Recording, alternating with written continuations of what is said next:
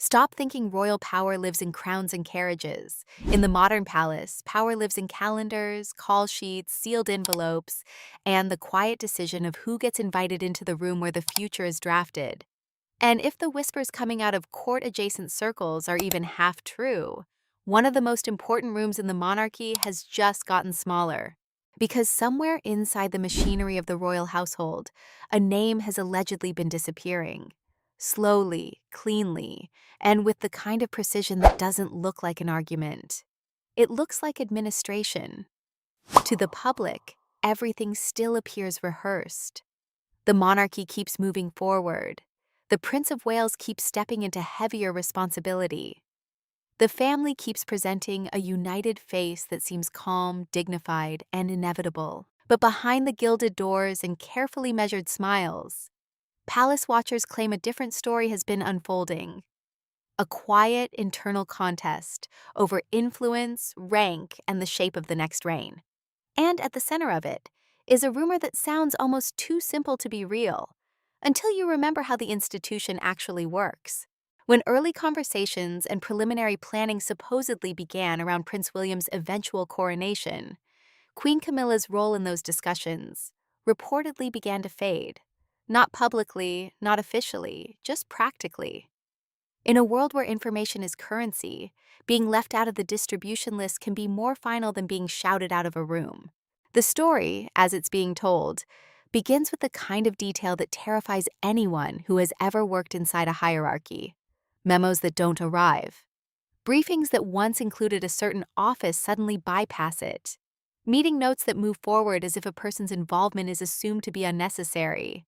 At first, silence is easy to explain. A scheduling clash, a temporary reshuffle, a simple oversight. But the palace is not built on oversights. It is built on ritual, repetition, and systems that exist precisely to prevent accidents. So when the same absence shows up again and again, people start to wonder whether the omission is the point. According to those repeating the rumor, the missing name wasn't discovered in a dramatic confrontation. There was no formal meeting to announce a change, no direct message delivered with sharp edges. Instead, the story says the Queen's office found out the way people always find out they've been sidelined, by noticing that the world is continuing without them. Staff members, confused by sudden quiet from committees that once kept them looped in, allegedly began asking questions. Why hadn't a key memo come through? Why was a planned briefing postponed with no new date? Why did a conversation that had always been routine now feel like it was happening on the other side of a closed door? And that's when the larger implication becomes hard to ignore. If this was a deliberate exclusion, who had the authority to carry it out so smoothly that it looked like standard procedure? This is where the rumor attaches itself to a name the monarchy has always struggled to portray as anything other than immovable: Princess Anne. In royal lore, Anne is the person people point to when they want an example of duty without performance, the one who doesn't chase headlines, the one who doesn't soften edges for approval, the one who treats tradition as structure, not ornament. So when palace watchers claim the Princess Royal has blocked Camilla from attending the inner planning circles around William's coronation, the allegation lands with extra weight, because Anne doesn't need theatrics. She has protocol. And protocol, used correctly, can do what an argument can't. It can make exclusion look like the natural order of things. This is the first hook that keeps people leaning in. If Anne truly moved against the Queen, what happened behind the scenes that made her decide the moment for restraint was over? Because as the rumor goes, this wasn't a sudden personal feud. It was the final crest of something that had been building for decades. The tension, commentators suggest, is philosophical. For Anne, the crown is a sacred burden, the highest form of service, a role that demands sacrifice, consistency, and deference to the institution rather than to the individual wearing the jewels. Camilla's path to her position has been different, complex, contested, and in many public eyes, shaped by years of image management and gradual normalization. To some observers, that journey is evidence of resilience. To others, it looks like a warning sign, an institution becoming too dependent on perception. And in this story's framing, Anne belongs to the faction that believes the monarchy cannot afford to be shaped by popularity the way a celebrity brand is, because popularity changes. And the crown is supposed to outlast moods. The rumor escalates when Charles becomes king. Palace watchers claim that after the accession, Camilla's influence inside the institution began to feel more assertive, more confident in protocol discussions, more visible in ceremonial planning, more comfortable occupying the center of photographs and conversations. To supporters, that's normal. To critics, it's overreach. And to Anne, if the rumor is to be believed, it was the blurring of a boundary that needed to remain sharp. At this point, the story introduces a second hook, and it's sharper. It's not just Anne who supposedly felt the boundary shifting. It was William, the heir, the future, the man who, unlike everyone else, cannot afford ambiguity about who shapes the most symbolic moment of his life.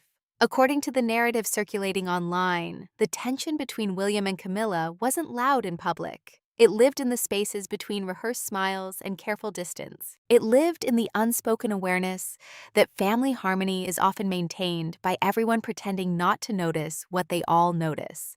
But as the alleged coronation planning discussions intensified, the story says William began to see Camilla not as supportive presence, but as competing influence.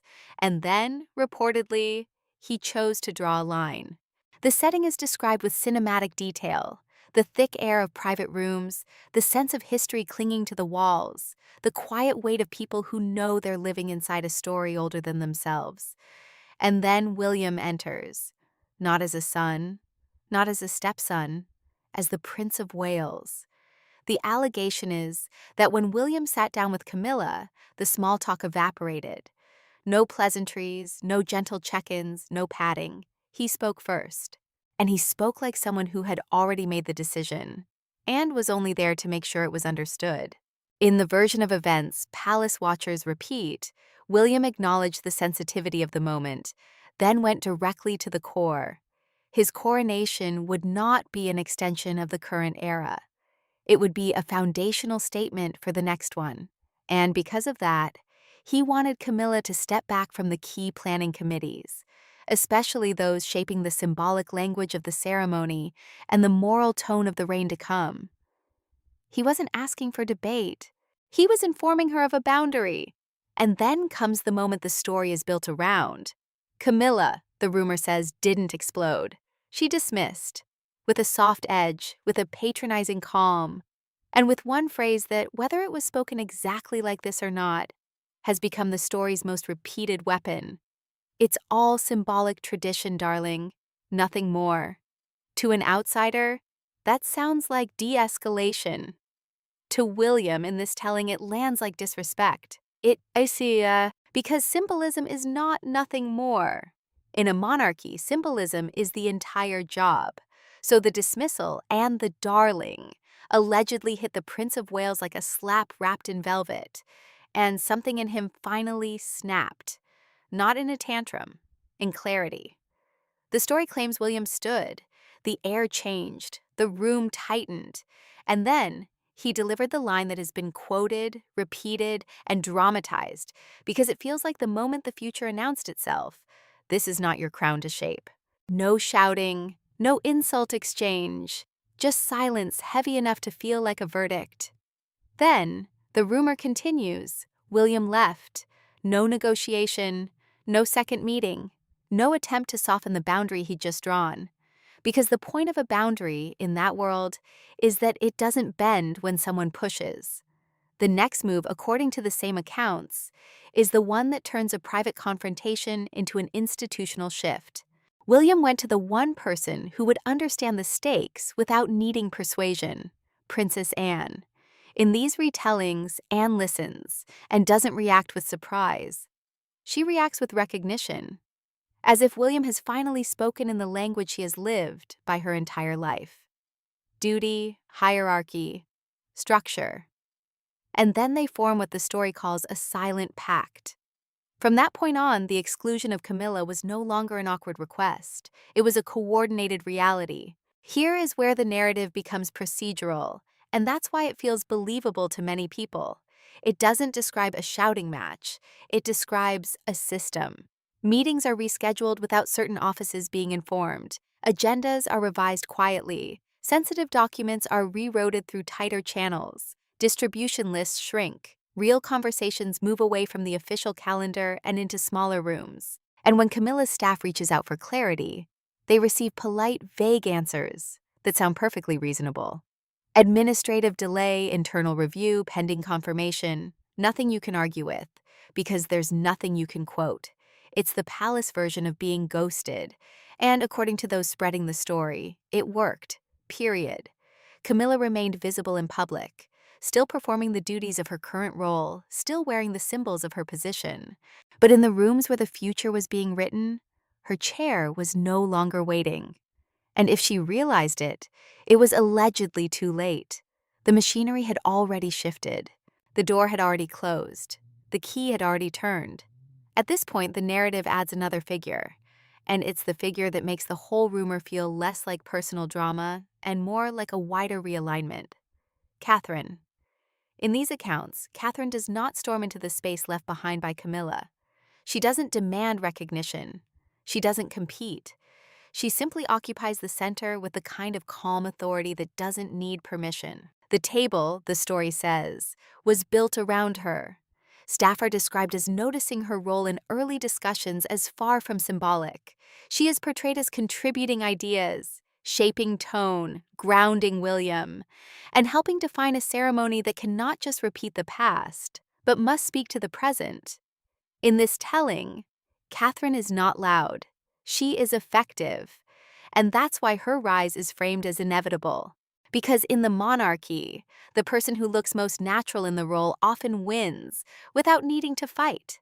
The story contrasts Catherine's ease with Camilla's alleged struggle for relevance. Camilla fights to remain seen. Catherine is content to be significant. And in a court where silence is often the loudest power, significance beats visibility every time. Now the rumor pivots again, widening the stakes. Because if Camilla is being sidelined, the question becomes unavoidable. Where is Charles? In the story's next act, Charles is portrayed as a man caught in the middle of a storm he cannot fully control. He waited decades for the crown, believing the moment would deliver clarity, unity, and authority. Instead, he allegedly finds himself watching the future being shaped by his son and his sister, sometimes without his direct input. In a private meeting, the story says Charles raises the issue with Anne, not as a king issuing a command, as a husband pleading for dignity. He speaks of loyalty, of endurance, of the years Camilla endured hostility to stand beside him, of the careful rebuilding of a public image that once seemed impossible to repair. He says, in essence, "She is my wife," and Anne replies, in essence, "The crown is not a marriage." In this framing, Anne does not attack Camilla's character. She attacks the logic of allowing a consort's influence, especially one with a complicated history, to shape the foundation of the next reign. She reminds Charles that the monarchy belongs to history and to the future. And the future is William. This is the heart of the story's coldest claim, that the institution will sacrifice personal comfort to protect long-term survival. And if that is true, it means the most brutal decisions inside the palace are not driven by emotion. They're driven by calculus. Then comes the twist that keeps the rumor alive long after the alleged confrontation. A letter. The story claims Anne wrote a private handwritten message to Charles, bypassing the usual channels, avoiding aides, speaking directly with the weight of conscience. In this telling, the letter is stern and unflinching. It warns of a monarchy drifting toward performance, becoming what she allegedly calls a pageant of contradiction, a spectacle built for applause rather than stability. Camilla is not named, but the critique is unmistakable. The obsession with public perception, the compromises made for popularity, and the danger of letting personal relationships dictate ceremonial decisions. The letter argues the monarchy does not exist to be liked. It exists to be permanent, and permanence requires boundaries. In that framing, Camilla's exclusion is not personal punishment, it's institutional correction. And once a correction is made inside a system like that, reversing it becomes nearly impossible, because reversals require admission. and the palace avoids admission like it avoids chaos. So where does this leave the story? True, exaggerated, or entirely invented? It leaves it in the place palace stories always end up when they capture the public imagination, in the gap between what can be confirmed and what feels plausible. And that plausibility comes from the details that sound painfully real, not a shouting fight, a shrinking distribution list, not a public statement, a meeting moved to a different room, not a banishment, a chair quietly removed. If Camilla truly is being edged out of the rooms that shape William's future, then the message, intended or not, is brutal. You can wear the crown today and still be locked out of tomorrow. And if Anne and William truly are coordinating to define the next era on their terms, then another message becomes equally clear. The next reign is not waiting for a coronation. It's already beginning. Behind closed doors in quiet rooms, through procedures that look like nothing at all, which leaves only one question that matters. Is this the monarchy protecting itself from the modern world? Or is this the monarchy proving it will always be willing to wound its own to survive? Either way, the silence around the alleged shift is the loudest clue. Because in the palace, when a door closed without a sound, it usually means someone inside has already decided there will be no argument, only the new order. And the people who believe this version of events point to one more detail that makes it feel less like gossip and more like a plan. The palace doesn't need to announce a demotion when it can simply reassign relevance. There are levels to royal life that the public never sees. The public sees appearances. The institution sees access. Who gets briefed before a decision is made? Who gets asked for input when a draft becomes policy? Who is allowed to bring a trusted aide? And who is told gently that someone will circle back? That is why this alleged strategy, if it exists, would be so effective. It doesn't require anyone to publicly embarrass the queen. It doesn't require a headline. It requires only a slow tightening, fewer meetings, fewer documents, fewer opportunities to shape the tone before the tone hardens into tradition. And once a ritual is set, it becomes the excuse for keeping it set. That's the part that worries people who sympathize with Camilla. If she truly is being edged away from William's future planning, there is no obvious lever to pull. You can argue with a person. You can't argue with the schedule. You can't confront procedure. You can't accuse a distribution list of betrayal. The only countermove would be to force the issue into the open. But the open is the one place the palace hates to fight. So for now, the story survives an implication, in the pauses. In who stands next to whom. In which offices look busy and which ones feel suddenly quiet. And in the uncomfortable possibility that the monarchy is already doing what it has always done best, protecting itself by changing shape before anyone can stop it. If that's true, the final twist isn't that a consort is being reduced. It's that the institution is reminding everyone of an old rule it never stopped believing. The crown may be worn by individuals, but the future belongs to the line, and to the people determined to keep the line clear. Maybe the most telling part of the rumor isn't who is being excluded, but how little anyone needs to say for everyone to understand. In that world, a pause is a directive. A missing chair is a verdict. A conversation that happens elsewhere is a message delivered without fingerprints. And once those signals are read, people adjust their loyalties fast, because nobody wants to be seen backing yesterday when tomorrow is shaking hands. That's why the reveal, if it comes, will arrive as paperwork, not noise.